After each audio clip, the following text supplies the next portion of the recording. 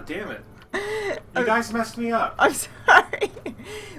Well, first of all, you did it wrong because you didn't say it in your voice when you usually. Oh, quote. my. Yes. Raven accent. Should I start over? In the You Raven have accent? yeah because you did it wrong. You have to start over and you have to do it In the Raven accent. in the Raven accent like you usually do it. Okay. But no, I'm just letting you, for the record, he is not reading this off. He just knows it by memory. Like, he memorized the whole thing. Hey, Sasuke, how are you? Alright, so you want me to start over in the voice? In the Nevermore voice? I think people would appreciate it. Let me get closer to the microphone, because I have to do it quieter if I'm doing it. Yeah. Come on, sit right next to me. You can sit on my lap. I'm not going to sit on your lap. That would be uncomfortable for all of us, I think. I think it would probably be. Here you go. You guys are in for a real treat now. Me. Alright, here we go. Once upon a midnight really, while I pondered weak and weary over many a quaint and curious volume of forgotten lore, while I nodded nearly napping, suddenly there came a tapping, as of someone faintly rapping at my chamber door. Merely this, or nothing. Ah, distinctly I remember 'twas in the bleak December, and each separate dying ember wrought its ghost upon the floor. Eagerly I wished the morrow, vainly I had sought to borrow from my book surcease of sorrow, sorrow for the lost Lenore, for the rare and radiant maiden whom the angels name Lenore, nameless here forevermore. When the silken, sad, uncertain rustling of each purple curtain thrilled me, filled me with fantastic terror never felt before, to distill the beating of my heart as to the repeating, is some visitor entreating entrance at my chamber door. Some late visitor, I muttered, seeking entrance at my chamber door.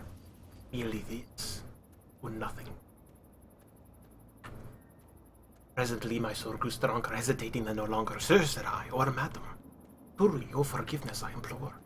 But the fact is I was napping, and so faintly you came tapping, and so gently you came rapping at my chamber door, that I was scarce was sure I heard you.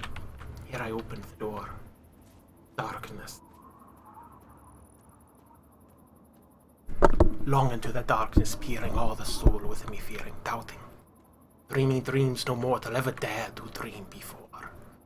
But the silence was unbroken, when the stillness gave no token, and the only word there spoken was the whispered word Lenore. This I whispered, and an echo murmured back the word Lenore. Only this, or nothing more. Back into the chamber turning, all the soul within me burning. Presently I heard the tapping, somewhat louder. Surely, said I, surely that is something at my window lattice. Let me see what there it is, and this mystery explore. Let my heart be still a moment, and this mystery explore. 'Tis the wind, or nothing more. Open here I flung the shutter win. With many a flirt and flutter in there stepped a stately raven, of the saintly days of yore. Not the least obsceence made he, not a moment stopped nor stayed he, but with mine of lord or lady, perched above my chamber door. Perched upon a bust of Pallas, just above my chamber door. Perched, and sat, or nothing more. But this ebony bird beguiling my sad fancy into smiling by the grave and stern decorum of the countenance he bore. Though thy crest be shorn and shaven, thou, I said, art sure no craven, ghastly, grim, and ancient raven, wandering from the nightly shore. Tell me what thy lordly name is, on the night's Plutonian shore. Quoth the raven, evermore. Much I marvelled this ungainly fowl to hear discourse so plainly, though his answer little meaning, little relevancy bore. For we cannot help agreeing that no living human being ever yet was blessed with seeing bird above his chamber door, bird or beast upon sculpted bust above chamber door, with such a name as Evermore.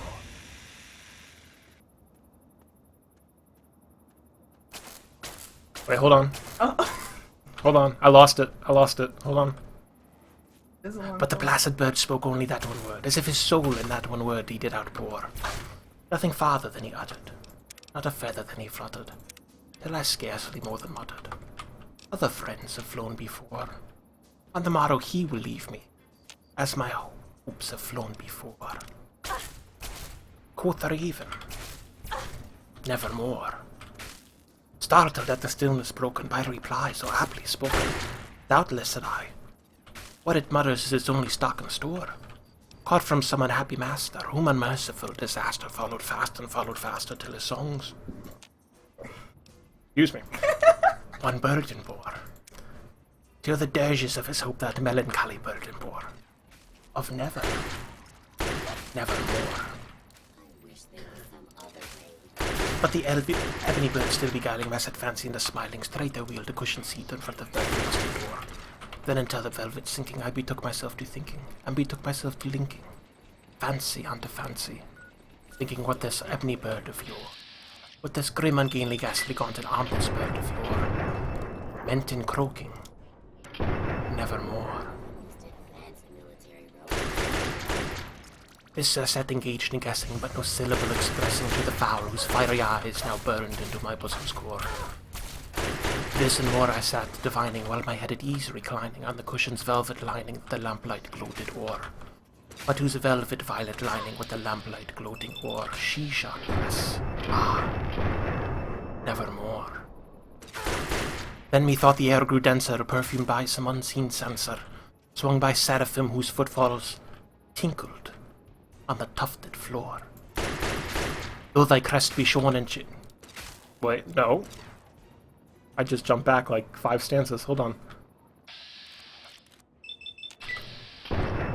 Wretch, I cried, thy God hath lent thee, by these angels he hath sent thee, respite, and repent thee from these memories of Lenore. Quaff, oh quaff this kind nepenthe, and forget this lost Lenore. Quoth the raven, nevermore. Prophet, said I, thing of evil, prophet still if bird or devil, where the tempter sent or where the tempest tossed thee here ashore. Desolate yet all undaunted, on this desert land enchanted, on this home by horror haunted, tell me truly, I implore, is there balm in Gilead? Tell me, I implore. Quoth the raven, nevermore. Prophet, said I, thing of evil, prophet still if bird or devil, by the heaven that bends above us, by the God we both adore, tell this soul with sorrow laden, if within the distant Aiden it shall clasp a sainted maiden, whom the angels name Lenore, clasp a rare and radiant maiden, whom the angels call Lenore. Quoth the raven, nevermore. Be that word our sign of parting, bird or fiend! I shrieked, upstarting. Get thee back into the tempest and the night's Plutonian shore.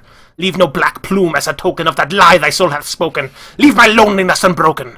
Quit the bust above my door. Take thy beak from out my heart, and take thy form from off my door. Quoth the raven, nevermore. And the raven, never flitting, still is sitting on the pallid bust of Pallas, just above my chamber door. And his eyes have all the seeming of a demon's that is dreaming, and the lamplight o'er him streaming throws his shadow on the floor. And my soul from off that shadow that lies floating on the floor shall be lifted nevermore. Ooh. Ooh. Spooky. So, there you have it, guys. That was Merlin reciting The Raven.